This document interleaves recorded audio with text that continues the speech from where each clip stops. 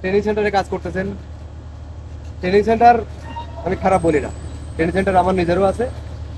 আমি আমার ট্রেনিং সেন্টারের মানুষদের, আমার যারা ছাত্র আছে তাদের আমি বলতেছি, আপনারা যে এখানে কাজ শিখতেছেন, যেভাবে কাজ শিখতেছেন সেই কাজ শিখাতে আপনি এখানে আইসা ওয়েল্ডিং করতে প্রথমেই পারবেন এটা সম্ভব না।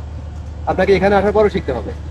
এখানে দেখেন, আপনাকে তো দেওয়া হয় একদম পরিষ্কার একটা জায়গাতে প্লেট, আপনি এদিকে নড়তে পারেন, এদিকে চড়তে পারেন, এদিকে হাঁটতে পারেন, সবকিছু করতে পারেন, রডের পজিশন ঠিক রাখতে পারেন। এখানে এমন একটা জায়গা, রডের পজিশন আপনি ঠিকও রাখতে পারবেন না, হোল্ডার ঠিক মতো ধরতে পারবেন না, হোল্ডার হয়তো এখানেও ধরতে হতে পারে, এখানেও ধরতে হতে পারে, আপনি কিছুতেই শান্তি মতো ওয়েল্ডিং করতে পারবেন না।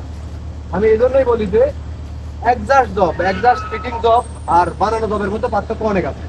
কারণ একজাস্ট ফিটিং জবের ভিতরে পজিশনটা কেমন হয়, এই যে এরকম এরকম। আর একটা বানানো জবের ভিতরে এই ধরনের ওয়েল্ডিং শুধু তারাই করতে পারবে যারা একদম প্রফেশনাল। আপনি 2 মাস 3 মাসে যদি মনে করেন যে আমি ভালো একজন ওয়েল্ডার হয়ে যাবো বা ওয়েল্ডিং করতে পারবো, এটা একদম অসম্ভব।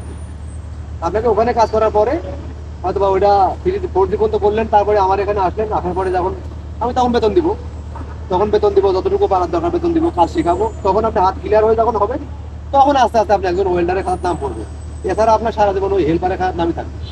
আর আমি ট্রেনিং সেন্টার, বিভিন্ন মানুষ হয়তো বা বলতে পারে যে আমি ট্রেনিং সেন্টারের বিরুদ্ধে।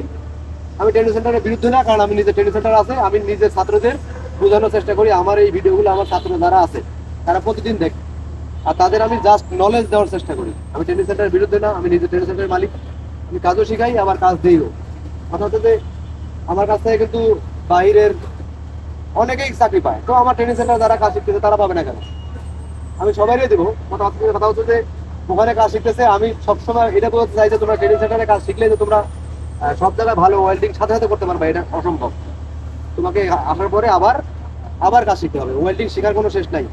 এজন্য ওয়েল্ডিং শিখতে হবে। আমি এখনো শিখতেছি, এখন আমি অনেক ওয়েল্ডিং আছে আমি এখনো জানি না, অনেক ওয়েল্ডিং পজিশন আছে আমি এখনো দেখি নাই, অনেক ওয়েল্ডিং রড আছে আমি এগুলো দেখি। এই জন্য বলতেছি শেখার কোনো শেষ নেই। ভিডিওটা ভালো লাগলে লাইক করে দেবে আর শেয়ার করে দেবে, সবাই যেন দেখতে পারে।